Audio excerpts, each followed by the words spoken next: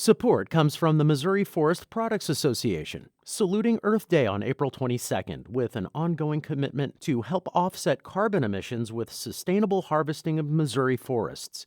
Details at choosewood.com. Welcome to St. Louis on the Air. I'm Sarah Fenske. The world could run out of food. According to projections by the United Nations, our current agricultural system cannot adequately sustain 9 billion people, and that's how many are expected to be on Earth in just 30 years. Protein requires the most resources to produce. That makes it the biggest challenge for the Earthlings of 2050. St. Louis resident Sarah Schlafly wants to address that problem. That's why she started Mighty Cricket. It's a startup that makes food products including powdered, roasted crickets. This month, Schlafly challenged restaurants across the city to incorporate cricket powder into their menus, and nearly 40 signed on. Diners are, well, they're giving it a try. Our intern, Tonina Saputo, visited several participating businesses, Fiddlehead Fern Cafe, where they have Mighty Cricket protein balls, and Hello Juice and Smoothie. She talked with employees and patrons about whether they were open to eating things that were made with cricket powder. So I have tried cricket powder, and I actually put it in my smoothie bowls when I come in here since we've received it. It doesn't really taste any different to me in the actual smoothie, but outside of the smoothie, it kind of tastes like a roasted almond. Personally, I would not eat crickets just because I eat a plant-based diet, but for people that would probably consume it, to me, that's a little gross just because, they're bugs. But then if you think about it, like, animals are out in the wild, bugs are out in the wild, people eat animals. So, I guess it's a valid point. Why wouldn't people eat bugs too? I have eaten crickets. I've never had cricket powder, and I've not had crickets in the United States, but I've had them overseas. It was like a snack, like a fried snack. They were crunchy and they weren't bad. They tasted like chips. I'm not opposed to it. I would probably be more likely to try a cricket powder because I once ordered grasshopper tacos somewhere and seeing the legs freaked me out a little bit. I am very open to all foods. I love food, but yeah, powder would be easier for me. What do you think about it becoming mainstream in the United States, becoming a part of people's diets regularly? I think it probably should, considering it takes less water to produce cricket protein than it does to produce other types of protein, which is good for the environment, which is great, because in 30 to 50 years, if we don't do something, we're out of here. So, sustainability is important. I think from what I know about it, it's a great source of protein, and it's really cheap, and it's super sustainable. So I don't see anything wrong with it. Joining me to talk about the St. Louis Cricket Challenge is Mighty Cricket CEO Sarah Schlafly. Sarah, welcome to the show. Thank you for having me. Now, for those of you listening, are you ready to give crickets a try? Give us a call at 314-382-8255. That's 382-TALK.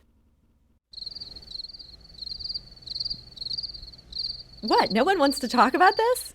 That's a cricket joke, y'all. You can also send us a tweet at STL On Air or email us at talk@stlpublicradio.org. Now, Sarah Schlafly, what first got you interested in crickets? Really, the inspiration came when I first had my daughter. I thought about, when my daughter is my age, is she going to have access to protein, clean protein? And really, today, we're already struggling with getting access to good quality protein. Americans are consuming sick animals, and I was getting fed up with it. So I thought, when she enters the world as an adult, I want this industry to be full-fledged here in the U.S. so that we can really drive down the costs of a clean protein source and make it available to everyone. Now, I feel like people who care about the environment or are worried about world hunger, they might have that thought, but not everybody who has that thought goes out and starts creating cricket products. How do you get from that idea to saying, yeah, I've come up with a cricket source and I'm turning crickets into powder? And there must have been a lot that went into trying to get to the point that you're at. It was 5 years in the making. I have a background in food. I've spent the past 10 years in the food industry, and I've also was a prior entrepreneur. So I was already accustomed to the whole idea of startup, grinding it out, the hustle. And so it wasn't as big of a leap for me as perhaps some other people. But yeah, it's definitely been quite the evolution. So where do you get your crickets? I source directly from cricket farms, and there are farms. There are farms of crickets? Yes, yeah. What does that look like? I mean, is it just row after row of crickets in a tube, or how does it work? There are a few different farm models.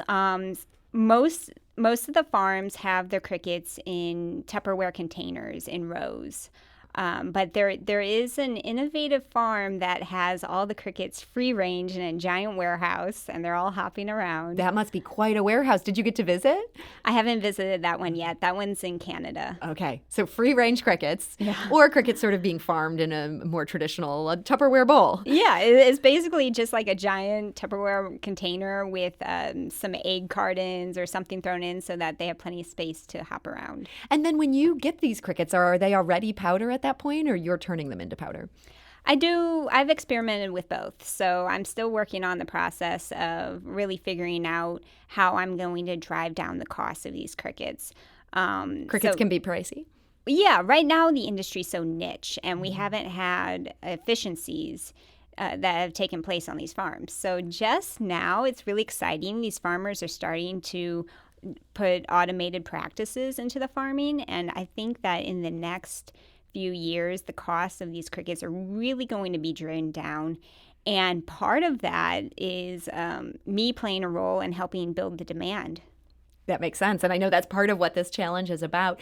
Our callers seem to have a number of questions about crickets. It's not just crickets out there. All right. To continue my terrible pun here, that's courtesy of our executive producer, Alex Hoyer, for the record. But yeah, let's go to the phone lines. Abby calling from Edwardsville. Hi, you're on St. Louis on the Air. Hi, how are you guys? Thank you for joining us. What are your thoughts on crickets? Well, I've never personally tried them, but I was really interested. I wanted to call in and ask, what is the protein content of cricket powder or crickets in general? You know, if people are making an argument, because there's always an argument about what you're eating, how much would you have to consume to, have a healthy protein intake? Abby, that's a great question. Sarah Schlafly, do you have an answer? Yes, our powder, Abby, is 68% protein. So in 2 tablespoons of powder, you get 10 grams of protein, but you also get 100% of your daily vitamin B12, and that's your energy vitamin. So that's really exciting. It's a hard one to find in plant-based proteins. Okay. Abby, so that answered your question, Abby?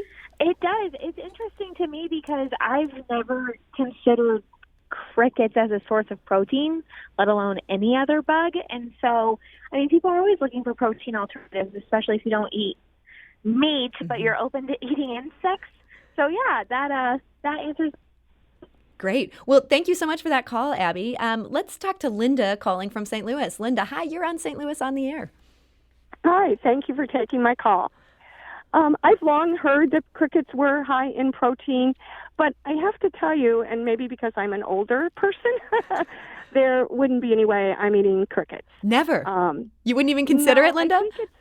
I think it's the visual. I think knowing that these are the things that I kill in my house, that I listen to in the summer, they have wings, they have legs, they have all of that would totally turn me off because it's not just what I'm eating, it's visualizing what I'm eating. And Linda, we get that a lot. That's why we are so adamant about keeping it powdered. And once the aroma of the powder is quite mild, and then when you see it blended into soup, like at Squire's, their tomato bisque, or the cup is featuring a Mighty Cricket cupcake, all of a sudden it goes from something that is a foreign ingredient to a dish that you're quite accustomed to looking at. So it makes it a lot easier to try. Sarah, Linda had mentioned some particular parts of the cricket that just kind of freak her out to think about. Do you process the entire insect, grind it all up, or just parts? We do, Oh, yeah. wow. So the feelers are going in there, the legs are going in there. Yes, but it's what makes it so sustainable is that nothing's wasted. Linda, I'm afraid to ask, are you convinced by this argument, or are you still not ready to give crickets a try? I think that having a powder, something that, is not, I know there are people that will fry them or coat them in chocolate. Things like that are just absolutely a no-go. But I think having a powder, as long as it doesn't change the taste of my soup or my food or whatever I'm putting it in, and I'm looking for extra protein, I definitely would be open to that. But I wouldn't say that's something I'm going to seek out. I probably will continue to get my protein through regular meat sources. I understand. Linda, that's totally Right. fair. Thank you so much for your call today. We appreciate it. John calling from Alton. Hi, you're on St. Louis on the Air. Hi. So I was just wondering whether or not the powdered cricket protein that you're making for your restaurants, if you have a plan to make that commercially available in grocery stores. That's another good question. Sarah Schlafly, what are your plans on that front? Yes, we are in a few grocery stores. We have a line of the powders, a line of oatmeals, and then pancake mix. We are available at cricketcereal.com, on Amazon, and then a couple of major retailers are starting to evaluate our products. So it would be super helpful if you go into your local stores and ask if they're serving they're selling Mighty Cricket protein yet. There's a little commercial from the CEO of Mighty Right. Cricket, but it is hard to get the word out. You can't blame you for hustling. John, thank you for that call. Eric, our phone lines are just we've got a lot of people interested in this subject, which I guess means the challenge is doing what it should do. Let's talk to Eric calling from Webster Groves. Eric, hi, you're on St. Louis on the Air. Hi. As a usually vegetarian, often vegan, I am always surprised to see protein being asserted as being the center of the diet. Where I've read lots of scientific research that says that Americans get way too much protein, that even vegans get 70% more protein than they need to eat a variety of foods. So I just wonder why the premise of this is that we need more protein, that we need a source of protein, when actually that is what I understand is not necessarily the case. Eric, that's a really interesting question. I got to say, I'm not an expert in this at all. I'm sure that those of us who are eating steak and chicken, we probably are getting too many proteins. But Sarah Schlafly, any thoughts on what Eric is raising here? Yeah, people have different goals. So some bodybuilders, they're doing protein supplements so that they can continue to grow. People who are vegans, I do have vegans who eat the product because it's not just about protein, it's about other nutrients, the vitamin B12 I mentioned, omega-3 fatty acids.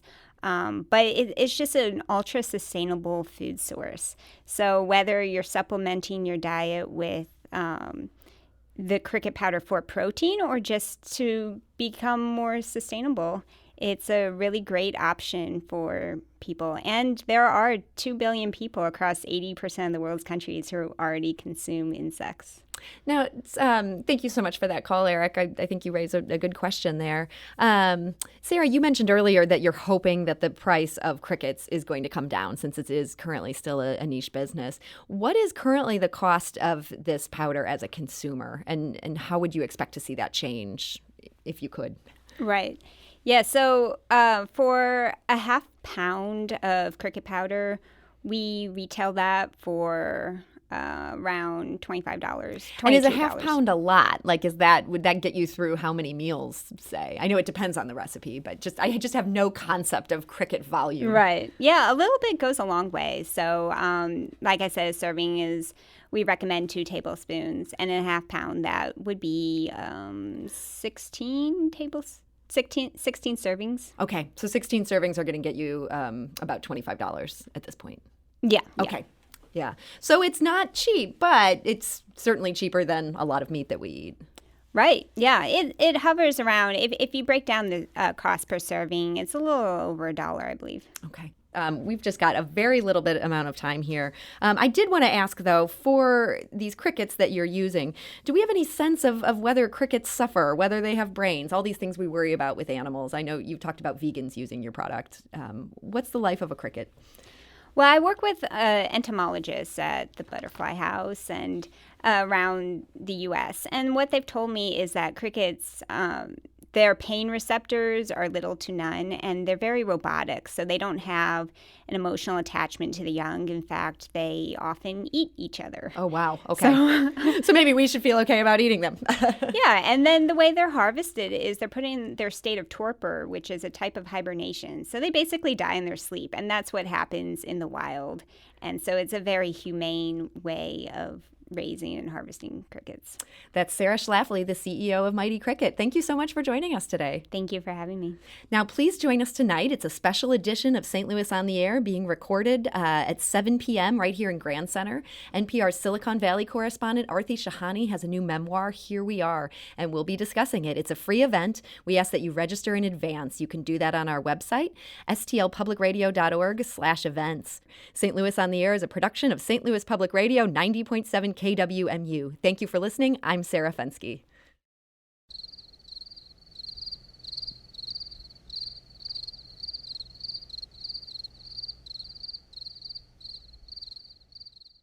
Support comes from the Missouri Forest Products Association, saluting Earth Day on April 22nd with an ongoing commitment to help offset carbon emissions with sustainable harvesting of Missouri forests. Details at choosewood.com. The Gateway brings you the day's news from the St. Louis region and across Missouri. It also includes stories from the Illinois side of the river and our Metro East reporter, Will Bauer. In Alton, in Belleville, in East St. Louis, in Edwardsville, in Cahokia Heights, at Scott Air Force Base, I'm Will Bauer. St. Louis Public Radio. Listen to reports from Will and all of our journalists weekdays on The Gateway, on the STLPR app, and wherever you get podcasts.